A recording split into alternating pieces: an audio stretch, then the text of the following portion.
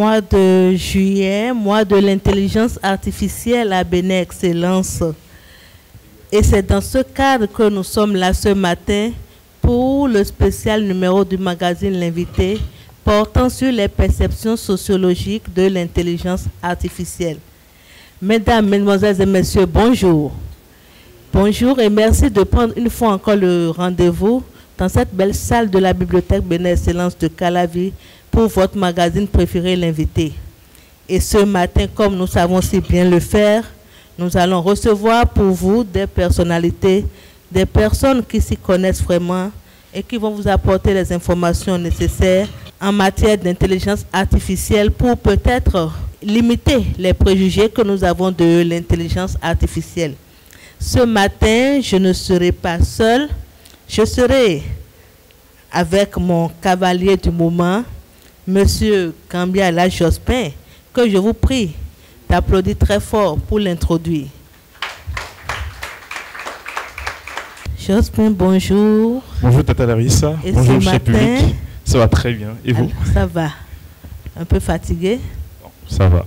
Alors, un mois à l'endroit de notre public déjà. Hein? Alors, bonjour cher public. J'espère que vous êtes bien sur les pieds pour participer, pour intervenir, poser les questions, pour suivre ce que les différents prestataires vont dire et pouvoir poser les questions qui vous ont amené ici, qui vous ont interpellé, qui vous ont dit je dois prendre ce rendez-vous pour venir assister à cette conférence.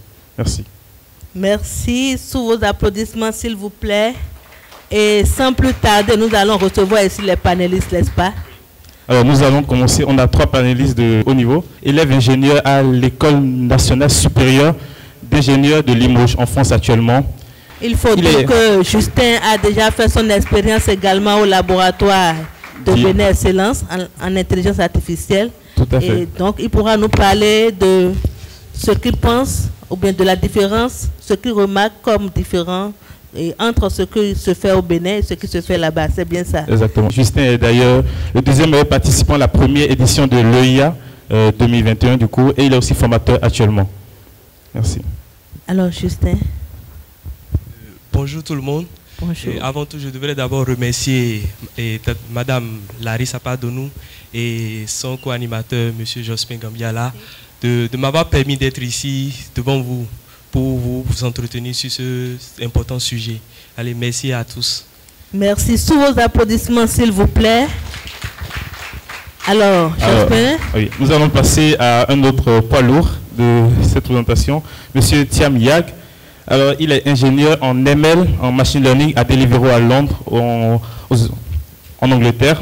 Il est diplômé à l'école d'ingénieur centrale Supélec en France, avec un master en sciences, data science et business analytics. Monsieur Yag, veuillez l'applaudir s'il vous plaît. Il faut dire qu'il est passionné de l'histoire, c'est un amoureux du sport.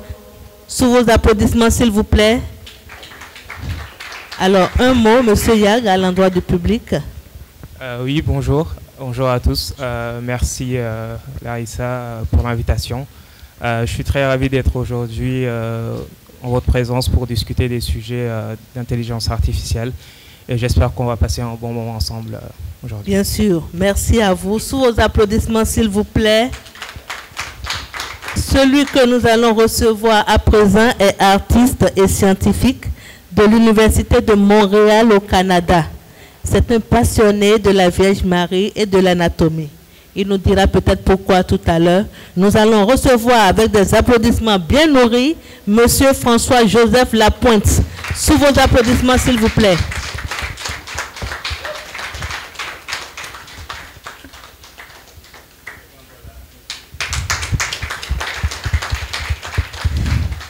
Monsieur Lapointe, bonjour. Merci d'avoir accepté notre invitation.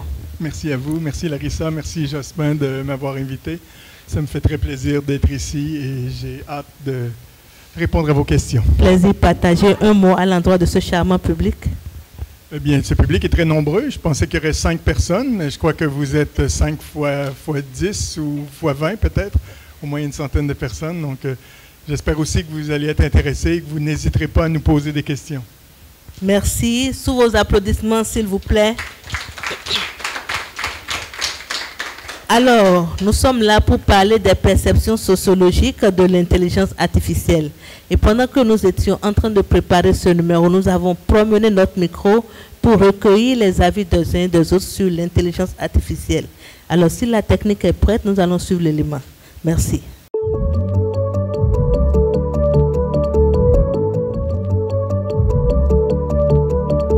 Pour faire simple, c'est quand nous humains, nous donnons des instructions et bien définies à l'ordinateur pour les exécuter. C'est l'ensemble des moyens qui donnent à la machine l'opportunité de réfléchir. C'est une simulation, j'allais dire, de l'intelligence humaine par des ordinateurs. Oui, l'intelligence artificielle de base, c'est de permettre aux hommes de déléguer des activités aux robots afin qu'ils puissent eux-mêmes avoir un peu de temps pour eux-mêmes. C'est un petit peu pour faciliter la tâche aux humains dans certains domaines. C'est une très bonne chose, ça peut nous permettre d'optimiser beaucoup de tâches. C'est une innovation, une chose très très bonne. L'IA, c'est vraiment un atout que nous avons. Il y a des choses que rapidement le cerveau humain ne peut pas faire. Mais parce que nous arrivons à programmer des algorithmes, avec ces algorithmes, rapidement, on peut faire ses calculs. Mais malgré tout, je me dis que c'est un outil à utiliser avec précaution. Un outil sur lequel il faut fixer certaines limites. On risque de perdre beaucoup de choses, on risque de perdre plusieurs choses dans l'humanité, c'est-à-dire certains travaux ou même notre intelligence en fait. Ça va dépendre de quel type de citoyen. Les étudiants déjà, que j'ai l'habitude de côtoyer, le voient plus comme un outil qui permet de faciliter beaucoup de choses. Un outil qui est salvateur en quelque sorte. Et c'est pas à peu près la même chose oui, pour certains corps de métier qui tendent à disparaître à cause de l'intelligence artificielle du coup. Donc il y a plusieurs personnes de mon entourage qui sont très réticentes justement à l'intelligence artificielle. Le regard négatif, c'est-à-dire la limite qu'on peut avoir, est-ce que la question qui se pose c'est que est-ce que ça ne pourrait pas remplacer les humains dans un futur très proche? Pour ceux qui n'en savent rien, je crois que c'est quand même une innovation pour eux. En termes de perception, globalement, elle est assez peu connue et elle est forcément appréciée parce que l'intelligence artificielle nous permet d'éviter les erreurs qui sont inhérentes à l'intelligence humaine et nous permet quelque peu aussi nous facilite la vie. Bon, nous sommes dans une période à l'ère où nous sommes actuellement, les hommes sont beaucoup plus occupés, donc il faudrait un peu qu'on puisse avoir aussi nous-mêmes notre propre temps, donc déléguer des activités aux robots ou bien aux programmations, ça va nous permettre de beaucoup plus nous concentrer sur nos propres activités et afin de vraiment évoluer selon le rythme auquel évolue le monde aujourd'hui. Alors, chers panélistes, chers publics, voilà ce que les uns et les autres pensent de l'intelligence artificielle. Qu'en dites-vous, s'il vous plaît? Nous allons commencer par M. Yag. Oui, bon, je vais avoir la lourde tâche Vous allez opiner là-dessus. D'accord. Moi, de ce que j'ai entendu, j'ai l'impression que les gens ont une assez bonne compréhension de l'intelligence artificielle de façon générale. Qui comprennent que c'est un outil qui peut nous aider à améliorer ce qu'on fait au jour le jour. Donc, comme on utiliserait un marteau pour casser une pierre, en fait, l'intelligence artificielle, c'est aussi un outil.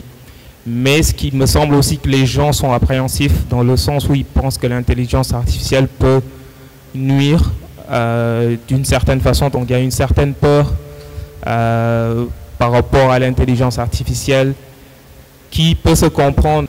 Donc je peux comprendre parfaitement les craintes qu'ils ont et je pense que c'est des raisons très valables, des questions très importantes à se poser aujourd'hui.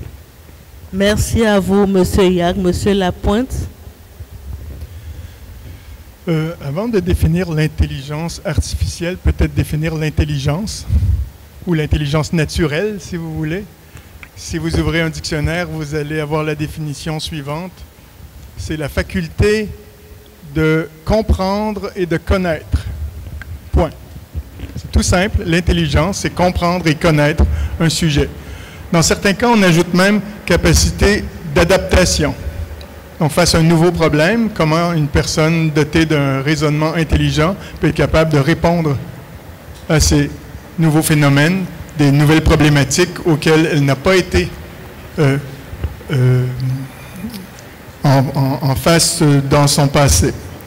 L'intelligence artificielle, donc, c'est un ensemble de techniques, comme tu nous le disais, qui permet à une machine d'accomplir ses fonctions. Donc, ça puisse être à la fois d'accomplir des tâches automatisées, mais également de résoudre des problèmes qui, normalement, sont résolus par des humains. Merci à vous, Monsieur Lapointe. Justin, c'est le même point de vue par rapport au micro-trottoir?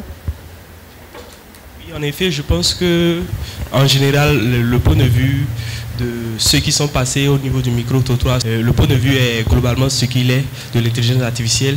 Et pour continuer dans la même lancée que mes prédécesseurs, je pense que je peux dire que l'intelligence artificielle, c'est effectivement un domaine de l'informatique qui s'occupe principalement de créer des systèmes qui seront capables au fait de résoudre des tâches qui normalement devraient être confiées à des êtres humains, c'est-à-dire simuler l'intelligence humaine. Merci, Justin. Merci beaucoup. Alors, en répondant en opinion par rapport au micro-trottoir, M. Lapointe et M. Ngouin ont directement donné une définition à l'intelligence artificielle, qui était ma prochaine question. Alors, M. Ndiaye, je vais vous demander quelle pièce vous pouvez vous donner, apporter à cet édifice qu'ils ont commencé à bâtir déjà. Quelle est la définition de l'intelligence artificielle pour vous? Pour moi, en fait, l'intelligence artificielle, comme l'a dit mes deux prédécesseurs, en fait, c'est tout simplement un outil qui permet d'automatiser les tâches qu'un humain ferait ou un animal de façon automatique sans l'intervention de quiconque. Merci, M. Ndiaye. Alors, chers panélistes, puisque nous avons déjà la définition, quel regard avez-vous personnellement de l'intelligence artificielle? Et vous, en tant que personne, qu'est-ce que vous avez gagné en étant professionnel de l'intelligence artificielle? Est-ce que vous vous plaisez aujourd'hui dans ce que vous faites? Est-ce que vous aimez l'intelligence artificielle? Oui, c'est une très bonne question. Est-ce que j'aime l'intelligence artificielle? Oui, parce que ça me permet de gagner ma vie, tout simplement. Mais la réponse la plus longue, bon, en fait, moi, dans mon travail de tous les jours, j'utilise l'intelligence artificielle comme un outil qui me permet de faire ce qui est mon vrai travail, en fait.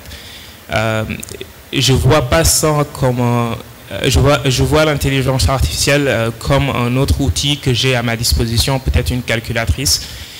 Et quand je l'utilise, en fait, elle me permet de faire des tâches à une certaine vitesse, d'automatiser des choses.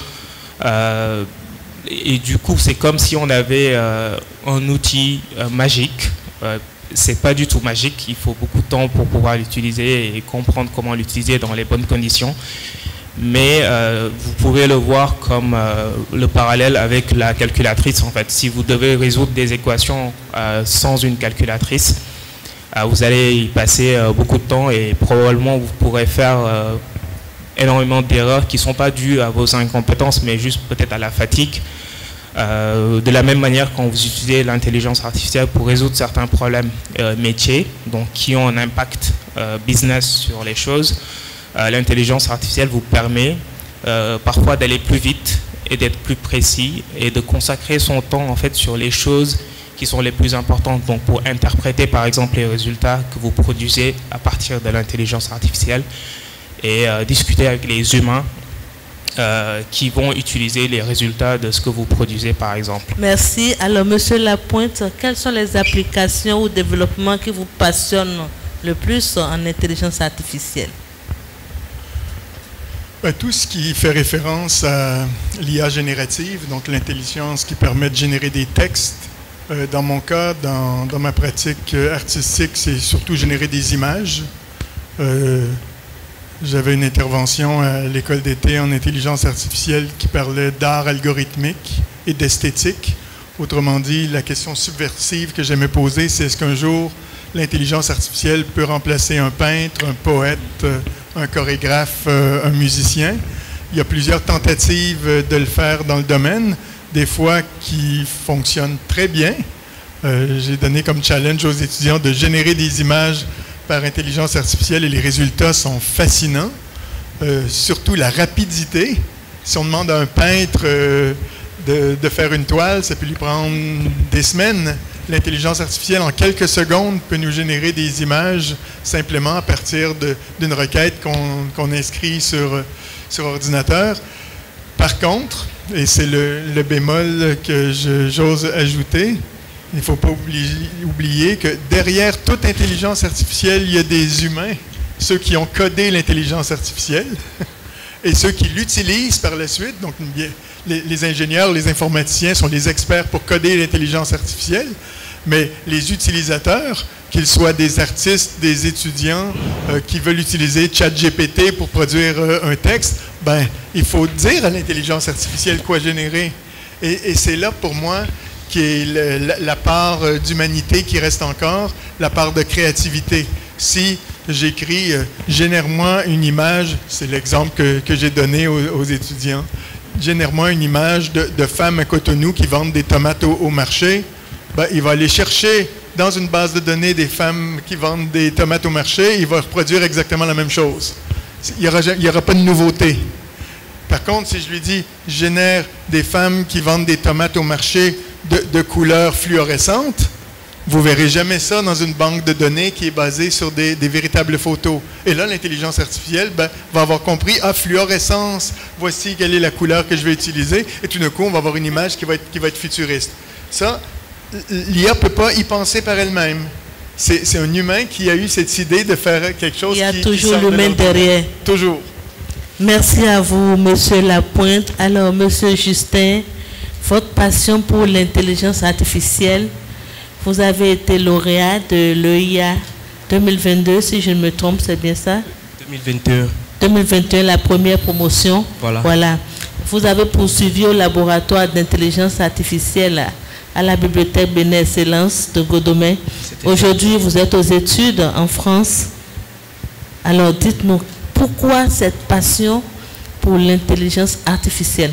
Qu'est-ce qui vous maintient dedans?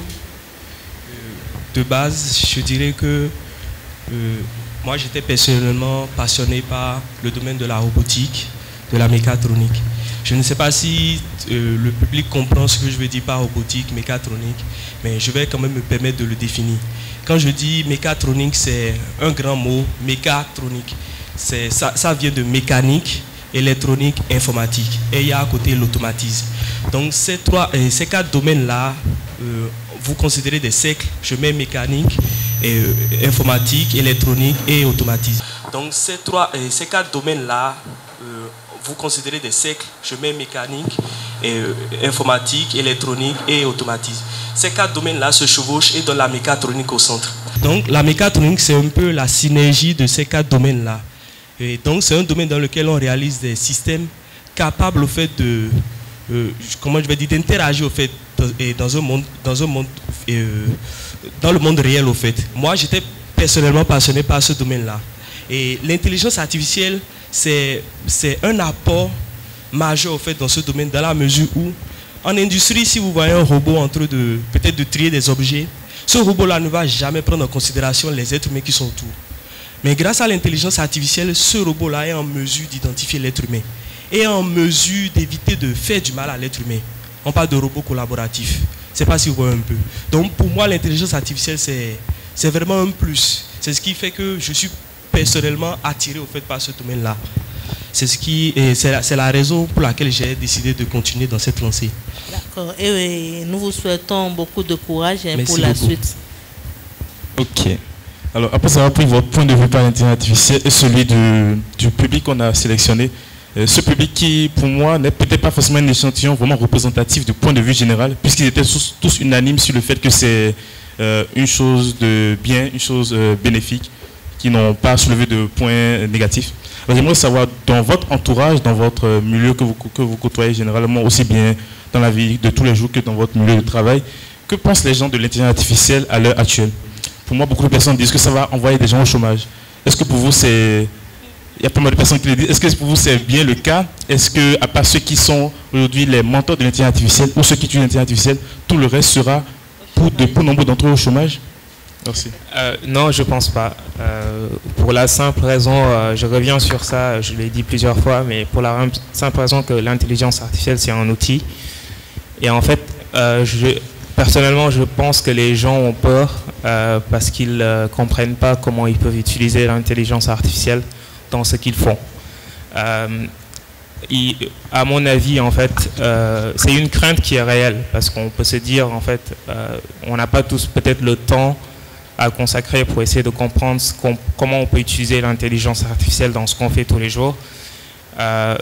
Mais d'un autre côté, je pense que la réponse à laquelle je crois, c'est que ça va aider les gens à améliorer ce qu'ils font. L'intelligence artificielle n'est pas en mesure de remplacer les humains. On aura toujours besoin de gens qui vont valider ce que l'intelligence artificielle va produire. Donc, je ne pense pas que ça va nous envoyer au chômage. Il y aura peut-être des métiers où on aura besoin de moins de monde pour le faire parce qu'on pourra automatiser beaucoup de choses. Mais on aura aussi de nouveaux métiers qui vont émerger. Des gens qui seront capables en fait, de travailler en collaboration avec ces intelligences artificielles. Et donc, en fait, on perd des métiers, mais on va en gagner d'autres, en fait, qui n'ont pas encore existé. Donc, pour moi, c'est juste une opportunité. Et il ne faut pas avoir peur. En fait, ce n'est pas des choses qui sont très complexes. Il y a plusieurs façons de les expliquer. Et l'humain est fort. Et je trouve que les humains sont beaucoup plus intelligents que les intelligences artificielles. Donc, l'humain est capable de comprendre comment ça fonctionne et de se l'approprier. Juste avant de passer au micro, j'aimerais savoir, est-ce que ça veut dire que les nouveaux métiers qui sont créés sont des métiers liés à l'intelligence artificielle, ce qui veut dire qu'en fin de compte, tous les métiers qui seront les plus accessibles seront des métiers relatifs à l'intelligence artificielle? Ce ne sera pas forcément des métiers liés à l'intelligence artificielle, ce sera peut-être des métiers nouveaux, mais qui vont être améliorés. Absolument, d'accord. Merci. Monsieur Lapointe, quel est votre point de vue par rapport à cette crainte et déjà dans votre environnement, quel est le point de vue général par rapport à l'IA? Je crois que cette crainte est justifiée et injustifiée à la fois. Comme on l'a dit, c'est un outil. Quand la télévision est arrivée, on avait la crainte de la télévision parce qu'on pensait que ça allait abrutir les populations. Quand l'Internet est arrivé, et il y a plein de mauvaises choses sur Internet, mais il y a plein de bonnes choses sur Internet aussi. C'est la même chose avec l'intelligence artificielle. Donc, si on le voit effectivement comme un outil qui va faciliter la tâche de certaines personnes, quand effectivement l'imprimerie est arrivée, avant, il y avait des moines copistes dans des monastères qui recopiaient la Bible ligne par ligne. Et puis, Gutenberg a inventé l'imprimerie. Il y a maintenant dans la bibliothèque des centaines de copies de la Bible. Est-ce que ça a été bien ou ça a été mal? Je crois que ça a été bien. Il y a plein d'exemples comme ça de développement technologique qui ont aidé l'humanité. L'enjeu, pour moi, le plus important dans l'intelligence artificielle, pour bien comprendre son fonctionnement, c'est que l'intelligence artificielle n'existerait pas sans que tous les humains ici dans la salle alimentent cette intelligence artificielle par tout ce que vous déposez sur vos réseaux sociaux, notamment toutes les images que vous mettez en ligne, tous les textes, toute la littérature qui a été numérisée. C'est ce qui permet à l'intelligence artificielle de comprendre et de devenir de plus en plus efficace. Merci beaucoup. Monsieur Julien et Justin, qu'est-ce que vous avez à dire par rapport à cela? Je pense en effet que c'est vrai ce que mes prédécesseurs ont avancé, parce qu'en effet, l'intelligence artificielle fait peur à de nombreuses personnes. Et je pense qu'il est préférable de s'informer. De s'informer pour comprendre au fait comment cette intelligence artificielle fonctionne et pour pouvoir voir au fait comment faire pour l'intégrer au fait dans ces activités. Parce qu'elle va vous permettre d'être plus efficace. Merci à toi, Jospin. Merci à nos panélistes. Alors, nos chers panélistes, quelle analyse peut-on faire aujourd'hui de l'impact de l'intelligence artificielle sur notre quotidien? Il paraît que l'intelligence artificielle crée la paresse, abrutit les élèves, les étudiants qui ne veulent plus faire d'efforts, parce qu'il y a ChatGPT par exemple, et le problème de socialisation, parce que moi je suis sociologue, de plus en plus on peut appeler ses parents juste par appels vidéo et on ne fait plus attention à la socialisation, au contact humain, alors que ça fait partie des grandes valeurs de l'Afrique, par exemple. C'est une inquiétude. Oui, très bonne question. Je pense que je vais commencer par la dernière. L'impact, par exemple, des réseaux sociaux, la facilité d'accès des réseaux sociaux, je pense personnellement qu'il faut des garde-fous à côté pour contrôler la façon dont on consomme ces réseaux sociaux. Moi, le premier, j'aimerais en consommer moins pour avoir plus de temps pour faire d'autres choses, en fait. Je pense que c'est un problème qui est plus général, pas forcément lié à l'intelligence artificielle en elle-même, mais qui est un problème d'actualité. En fait, on est tous, on va dire, victimes de la surutilisation des outils technologiques, et surtout des réseaux sociaux. Et pour la première question, c'était... la paresse. Ah, la paresse, oui. Ouais. Bon, les deux se rejoignent. Depuis l'avènement de ChatGPT, on a la capacité, parce que ChatGPT a été entraîné sur les données de l'Internet, et ChatGPT a la capacité de synthétiser beaucoup d'informations à une vitesse exponentielle. Et puis même tant qu'on parle de ce problème de socialisation, on se rappelle de la période de Covid. L'IA a quand même aidé à limiter la propagation de la maladie à travers le travail par vidéoconférence, etc. Monsieur, votre avis sur la question? Sur la paresse et sur les réseaux sociaux, je suis du même avis que mon collègue, que l'IA peut nous entraîner vers la paresse, mais peut accroître notre productivité et l'efficacité. Il est vrai qu'une recherche bibliographique, n'importe quel étudiant qui entame un master, une thèse, peut passer 2 mois, 3 mois, 6 mois à faire une recherche bibliographique, et je vous garantis, on rate toujours quelque chose. C'est par effet boule de neige qu'on va aller voir la bibliographie d'une autre bibliographie, d'une autre bibliographie. On va réussir à trouver, après 6 mois, on se dit, pourquoi je n'ai pas commencé par trouver cet article scientifique, c'était le plus important. L'IA, on va lui demander, fais-moi une recherche bibliographique, et en quelques secondes, elle va nous sortir 150 publications. Tant mieux. On va pouvoir par la suite passer plus de temps à faire véritablement notre recherche. Est-ce que c'est paresseux? Non, ce n'est pas de la paresse. Où ça devient de la paresse, c'est quand on demande à l'IA d'écrire notre thèse à notre place. Et surtout de croire que notre jury ou les professeurs à qui nous allons remettre des travaux ne seront pas capables de faire la distinction. Pour les réseaux sociaux, maintenant, effectivement... il y a beaucoup d'adolescents et de jeunes adultes dans la salle. Tous ceux qui sont parents qui ont des adolescents peuvent penser que c'est la 7e plaie d'Égypte, effectivement, les réseaux sociaux. Comme la télévision, comme Internet, je le disais, c'est un outil.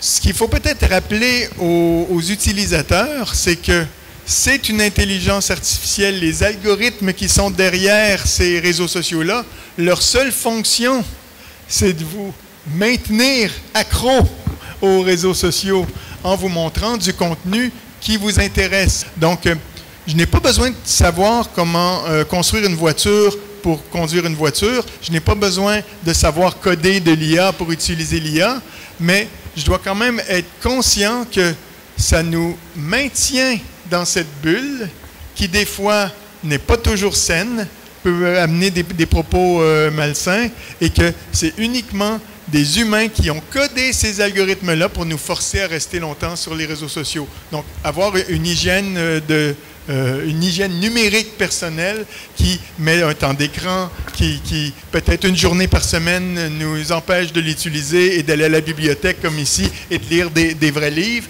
peut-être que ça va nous empêcher d'être pris dans cette bulle technologique-là ad vitam aeternam.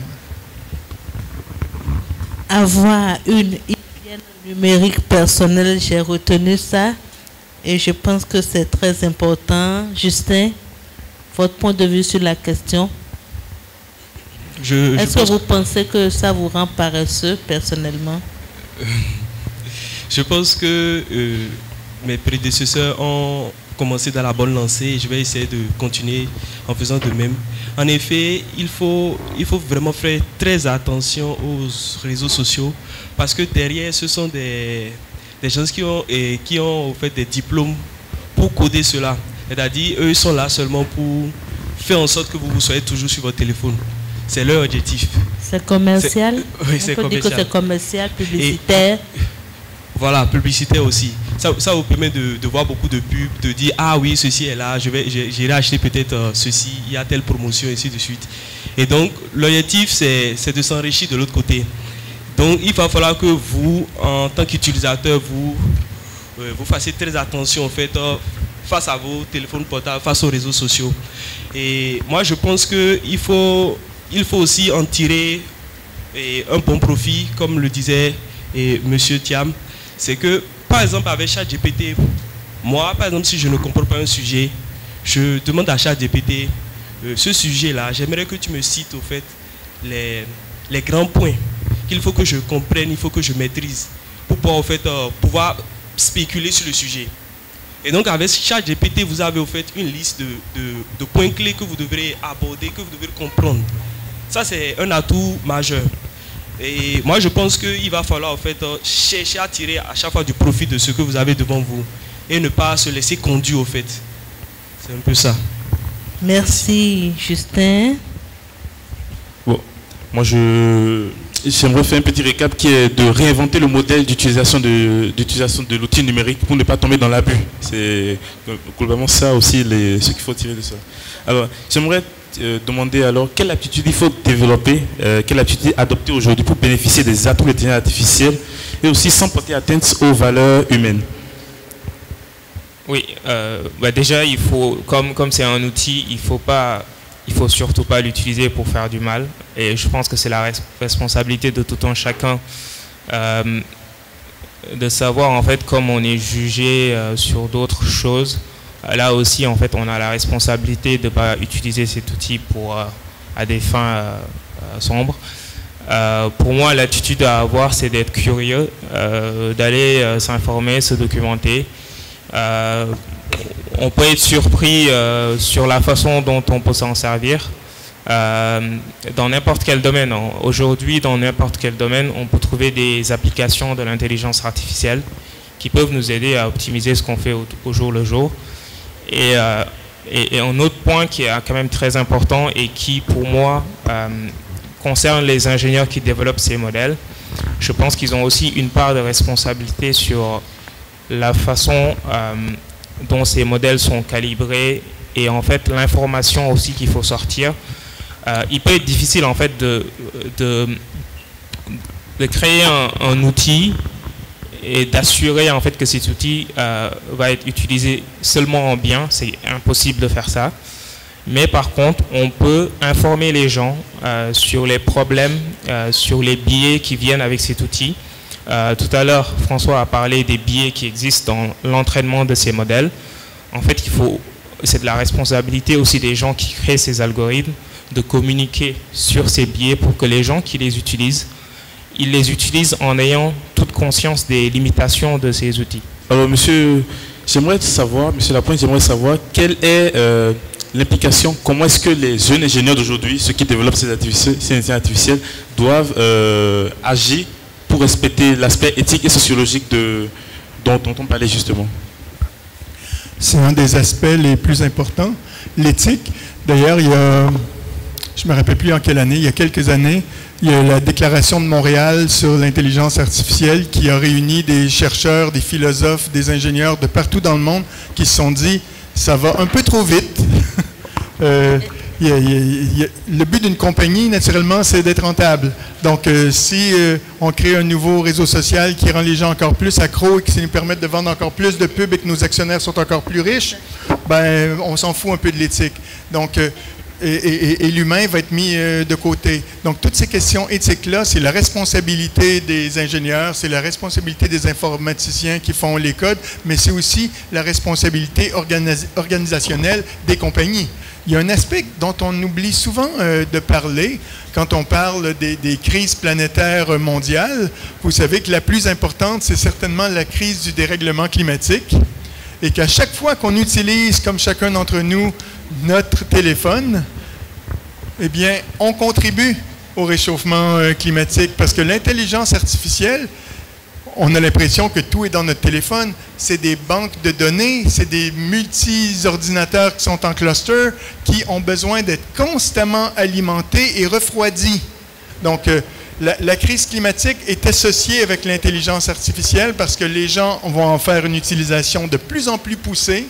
Et donc, on pense que quand on prend l'avion, tout le monde sait que quand on prend l'avion, ça va avoir un effet sur le changement climatique, mais personne ne réalise qu'à chaque clic, chaque like que l'on fait sur les réseaux sociaux, eh bien, on contribue un petit peu au changement climatique. Et je pense que l'effet global est beaucoup plus important que toutes les usines au charbon qu'il peut y avoir dans le monde. Merci, Monsieur Lapointe. Alors, Monsieur Justin, dites-nous, quelle est votre vision personnelle de la place de l'intelligence artificielle dans la société, disons, dans 10, 20 ans? Quel est votre regard? Je pense personnellement que d'ici 10, 20 ans, l'intelligence artificielle sera quasiment partout. C'est vrai, l'intelligence artificielle est déjà à de nombreux endroits déjà, mais je pense qu'avec cette lancée-là, nous aurons l'intelligence artificielle partout. Et il va falloir, comment je vais dire, il va falloir en fait s'informer, comme je disais tout à l'heure, s'informer pour pouvoir en fait bénéficier de cela. Aujourd'hui, nous voyons, il y a l'intelligence artificielle en médecine par exemple, et avec l'intelligence artificielle en médecine, les opérations chirurgicales sont de plus en plus réussies. Mais si on continue dans cette lancée, probablement demain, ce sera des robots qui vont totalement réaliser des opérations chirurgicales. Et ce serait seulement aux médecins de superviser cela. Je ne sais pas si vous voyez un peu ce que je veux dire. Du coup, pour moi, l'intelligence artificielle, c'est... les médecins seront là? Oui, ils seront toujours là. C'est très important. Les médecins seront toujours là. C'est très important.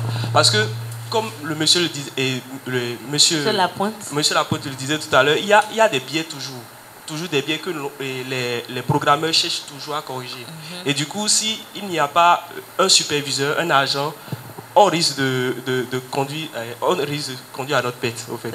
Donc il va falloir toujours, au fait, avoir cette idée de la supervision. Voilà, de superviser et de toujours, au fait, bénéficier, au fait, tirer parti, au fait, de cette intelligence artificielle là. Et je pense que ça serait vraiment une bonne chose parce qu'elle nous aide vraiment. Merci, Justin. Monsieur Yag, comment vous l'IA d'ici 10 ans, 20 ans?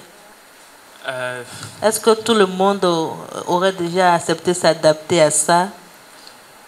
D'ici 10 à 20 ans, je pense que l'IA va continuer et va se renforcer dans le monde. On aura beaucoup plus d'intelligence artificielle dans plus d'outils. Je vais peut-être reformuler la question. J'aimerais parler de mon souhait dans 10-20 ans.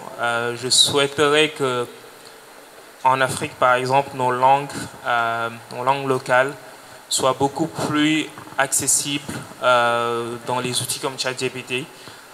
Aujourd'hui, on utilise tous ces outils, mais on les utilise en anglais, en français, dans les langues occidentales, pour la plupart. Mais il faut aussi, mon souhait, ce serait que dans 10 à 20 ans, qu'on puisse ouvrir ChatGPT et parler en Wolof, par exemple. En Fongbe, en Batonou.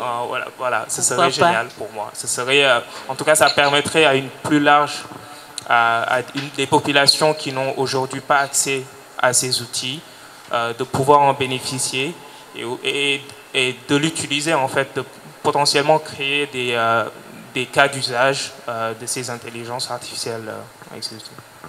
Merci à vous. Nous sommes déjà à la fin de la première partie de cette activité.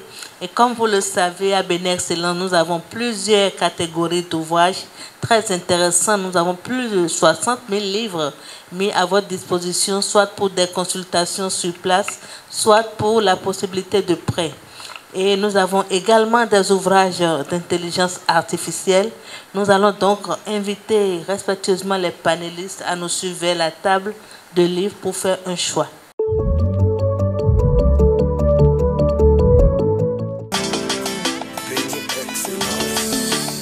Salut l'ami, comment ça va? Bienvenue à Béni Excellence. On a des livres, fais de vos choix pour peaufiner tes compétences. On a des livres de la culture, de la jeunesse et de la science. T'inquiète pas, tout est gratuit grâce à Béni Excellence. Mon ami, faut pas t'oublier, nos laboratoires de langue où tu pourras bien parler anglais. Alors, au début de ce magazine, nous l'avions annoncé, nous sommes dans le mois de l'intelligence artificielle à Béni Excellence, voilà, et à la Fondation Vallée. Et nous sommes sur le site de Calavi qui abrite l'école d'été sur l'intelligence artificielle pour les juniors. Nous avons justement avec nous le coordonnateur de ce programme, Monsieur Suleiman, que nous prions de recevoir avec des applaudissements, s'il vous plaît, pour nous parler de ce programme qui concerne les enfants et qui démarre lundi. Oui, merci Tata Larissa. Merci bonjour. à vous, vous avez la parole. Bonjour au chef panéliste, bonjour à tous. Comme l'a dit Tata Larissa, l'école d'été sur l'intelligence artificielle, c'est 2 catégories. Nous avons la catégorie junior et la catégorie senior. Les seniors démarrent bien souvent 2 semaines avant et les seniors démarrent 2 semaines avant et les juniors après. Donc cette semaine déjà, lundi prochain déjà, les juniors vont démarrer. Et comment ça se passe du côté des juniors? La cible déjà, c'est les apprenants des classes de 6e en 3e. Donc ils soumettent leur dossier dès le 1er mars et cela clôture au même moment que les seniors le 30 avril. La seule plateforme, c'est eeia.bj. Alors les différents modules qu'on leur déroule, c'est principalement l'initiation à l'informatique, ensuite l'initiation à l'algorithmique, après l'initiation à la programmation en Scratch et enfin l'initiation à l'électronique. Et à la fin, il y a des projets d'application qu'ils réalisent et qu'ils présentent à la journée, à la clôture en fait, au même moment que leurs aînés. Une clôture où ils sont notamment tous invités à venir assister. Donc tout le monde est invité à Béni Excellence. C'est pour quelle date cette année? Pour quelle date? C'est à quelle date? Vous voulez la clôture oui. le 17 août prochain, tout le monde est invité sur le site de GoDomain pour voir les merveilles, tout ce que ces apprenants ont appris et ont essayé donc de réaliser comme projet. Alors vous êtes en train de nous dire qu'après 2 semaines, les enfants auront à réaliser des projets qui vont vraiment nous impressionner, c'est bien ça? C'est exact. Et donc pour découvrir ces projets, il faudra venir pour la cérémonie de clôture. Exactement. Pour mieux découvrir ces projets, tout le monde est invité. Vous verrez, l'année dernière déjà, vous pouvez aller sur les sites, sur notre la plateforme eeia.bj pour voir les différents projets réalisés par leurs prédécesseurs.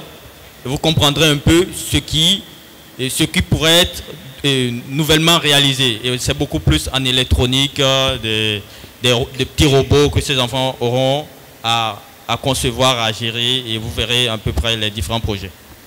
C'est impressionnant. Monsieur Suleiman, merci. Merci beaucoup. Sous vos applaudissements, s'il vous plaît.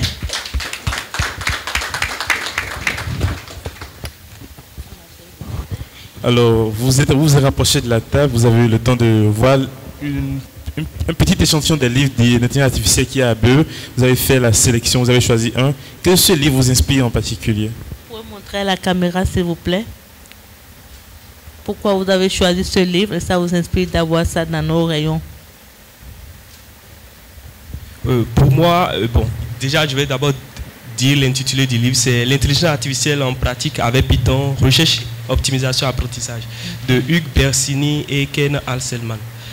Pour moi, c'est un très bon livre dans la mesure où j'ai feuilleté, j'ai vu la table des matières et je pense que ce livre, déjà pour quelqu'un qui a des bases en Python et qui cherche à comprendre comment l'intelligence artificielle fonctionne, qui cherche au fait à explorer divers domaines de l'intelligence artificielle, il peut utiliser ce livre dans la mesure où il y a de petits exercices qui, au fait, traitent peut-être des réseaux de neurones, de l'autre côté des arbres de décision, ainsi de suite, et qui vont vous aider, au fait, si vous utilisez ce livre, à comprendre, au fait, comment on peut utiliser ces différents domaines-là de l'intelligence artificielle pour, au fait, rendre des tâches, pour, au fait, automatiser des tâches et les rendre, au fait, plus productives. Merci à vous. Monsieur Justin. Alors, Monsieur Lapointe, quel est votre choix?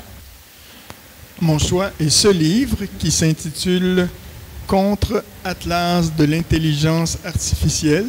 Le sous-titre est Les coûts politiques, sociaux et environnementaux de l'IA, dont l'auteur Kate Crawford.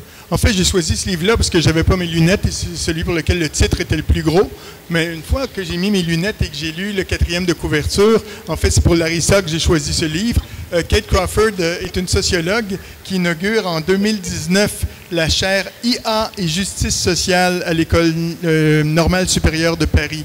Et ce qui m'intéresse dans l'IA, contrairement à mes collègues qui sont plutôt des codeurs et qui ont été attirés tout de suite par des livres plutôt en informatique, ce qui m'intéresse, ce sont effectivement, comme le sous-titre le dit, quels sont les coûts et les impacts environnementaux, sociaux et politiques de l'IA. Donc, je vous lis simplement 2 phrases qui sont citées. L'IA, en fait, ne fait pas grand-chose d'artificiel. C'est une industrie qui est vorace en ressources naturelles, matérielles, logistiques et humaine. On peut se demander si elle est vraiment intelligente. Elle est développée et conçue sans contrôle, ni évaluation, sans critères de justice, sans critères d'éthique. L'IA renforce la toute-puissance des géants de la tech et des institutions qui l'adoptent. Elle est le reflet du pouvoir, l'expression d'un nouveau colonialisme. Et donc, cette phrase est quand même assez importante quand on la cite en Afrique. Est-ce que l'IA va finalement perpétuer des discriminations qui existent déjà? Et comme tu le disais, les langues traditionnelles ne sont pas intégrées dans des modèles tels que ChatGPT. Et éventuellement, est-ce qu'on va encore être obligé de plus en plus de se soumettre à ce que l'IA nous impose? Merci à vous, Monsieur Lapointe. Vous avez parfaitement réussi l'exercice. Merci beaucoup. Alors, Monsieur Yag. Alors, moi, de mon côté, j'ai choisi l'intelligence artificielle, générative ou pas, pour les nuls. C'est important. Pour moi, en fait, cette série de livres pour les nuls, ça permet d'expliquer des concepts assez compliqués à tout un chacun. C'est pas forcément pour les nuls, c'est juste que c'est... bon, je peux me considérer comme un nul, mais je pense que ça participe en fait à donner accès à un grand public aux concepts qui sont développés aujourd'hui. Merci à vous, chers panélistes. Vous avez parfaitement réussi l'exercice. Merci à vous. C'est la 3e étape, l'étape que le public aime le plus, parce qu'il y a certainement des préoccupations, il y a des apports. Donc nous allons commencer par la rangée de gauche. Nous allons prendre les intervenants. Une question par personne, s'il vous plaît. Est-ce que l'IA ne surpasse pas parfois l'intelligence humaine? Les humains seront toujours plus intelligents que l'IA. C'est une conviction, je peux me tromper, mais c'est une conviction personnelle. Tout dépend de comment on définit l'intelligence. Ne pensez-vous pas que le taux de chômage peut augmenter à cause de la surcompétence de l'intelligence artificielle? Parce que beaucoup disent que l'intelligence artificielle est vraiment très efficace. Ne pensez-vous pas qu'ils vont dire que les hommes ne sont plus efficaces, donc on va les renvoyer? Bon, ma deuxième question rapide, c'est que, Monsieur Lapointe, vous avez beaucoup voyagé. Donc, selon vous, est-ce que grâce à la bibliothèque Bénin Excellence, l'intelligence artificielle au Bénin peut rejoindre bientôt l'intelligence artificielle en France? Ou peut-être même la surpasser? De ce que j'ai vu de l'école d'été en intelligence artificielle, certainement. Il n'y a pas de frontière à l'intelligence artificielle parce qu'il n'y a pas de frontière à l'intelligence humaine. Et l'intelligence artificielle est créée par des êtres humains. Donc, si on pense que l'intelligence béninoise est égale à l'intelligence française, bien, les informaticiens béninois vont coder de l'intelligence artificielle qui est de qualité égale, voire supérieure à ce qu'on voit dans d'autres pays. Et d'ailleurs, c'est ce dont la Fondation Valais et Bénin Excellence fait la promotion, de recruter certains de ces étudiants qui on est rendu à combien? 80 000 bourses, je crois que le président disait, 80 000 bourses de jeunes étudiants, peut-être comme toi, qui éventuellement vont avoir la chance d'aller poursuivre leurs études dans les meilleures institutions pour devenir dans quelques années, un panéliste qui sera ici à nous répondre de manière aussi loquace que ta question que tu as posée. Donc, je te le souhaite de tout mon cœur. L'intelligence artificielle va nous permettre de changer la manière dont ceux qui travaillent vont travailler désormais.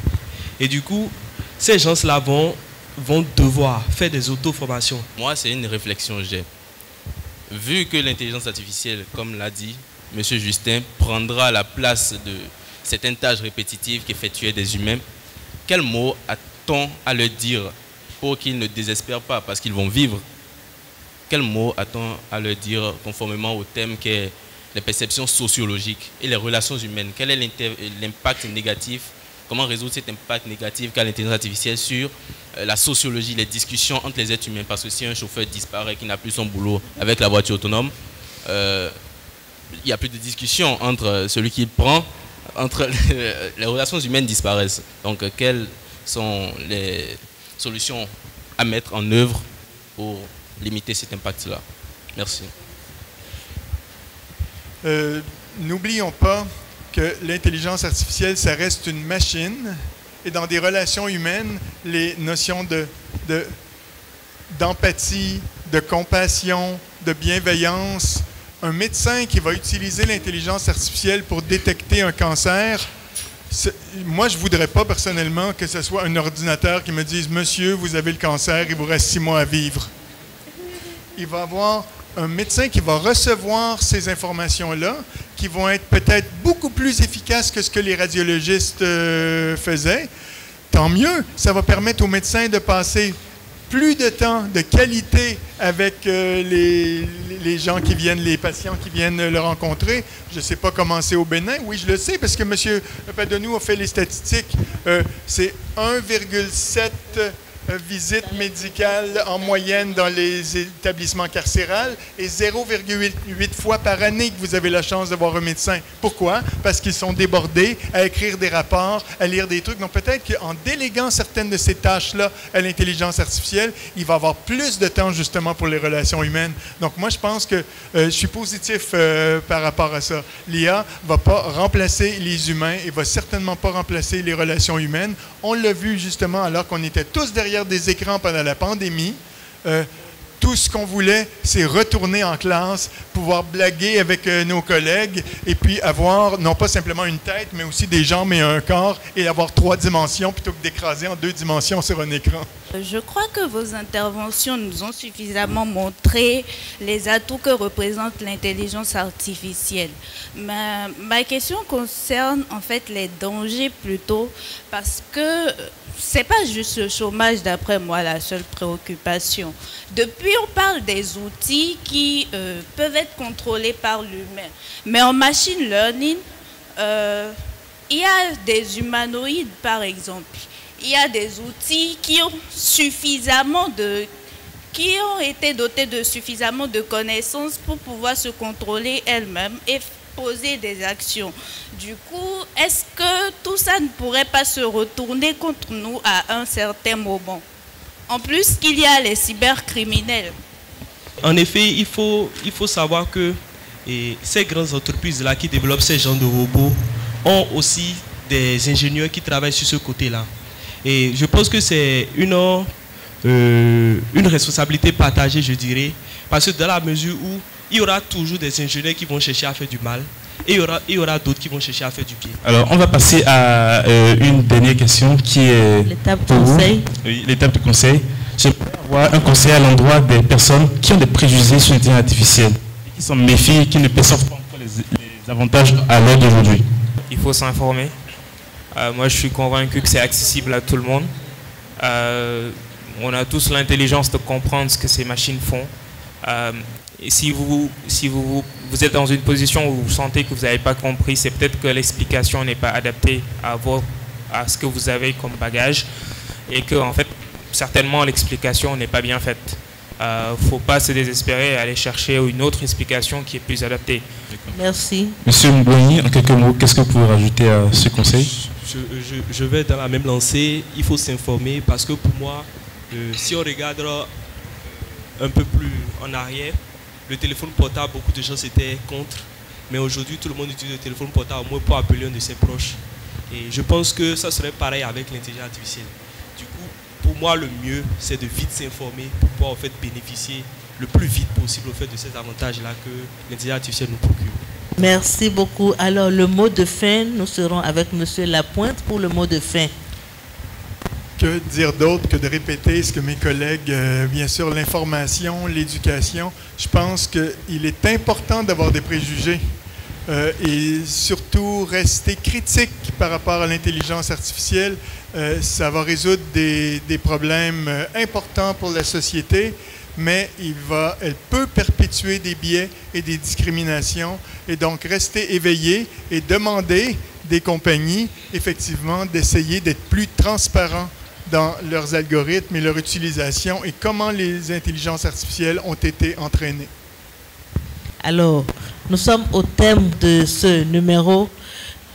Nous sommes très ravis de vous savoir si nombreux et si attentifs du début jusqu'à la fin. Nous espérons que vous avez véritablement aimé ce numéro de votre magazine préféré, l'invité, numéro spécial EEIA. Nous vous disons merci. C'est le moment de remercier ce charmant public pour l'attention, les apports, les questions posées. Merci à nos panélistes pour le partage. Merci. Merci Julien. Merci à vous. Merci à toute l'équipe de l'ONG Bénin Excellence et de la Fondation Vallée pour l'organisation de ce magazine. Merci à chacun et à tous. Nous serons encore là samedi pour un numéro spécial anniversaire du magazine L'Invité, samedi à 10h, samedi prochain. Prenez donc déjà le rendez-vous. Nous parlerons de l'importance de l'apprentissage des langues. Prenez le rendez-vous. Nous serons avec des panélistes très éminents et vous allez beaucoup aimer. D'ici là, portez-vous bien. On se dit donc à très bientôt, j'espère. Très bientôt. Merci. Si tu veux une chance, t'as qu'à juste venir chez nous. Rejoindre l'excellence pour ne plus rester à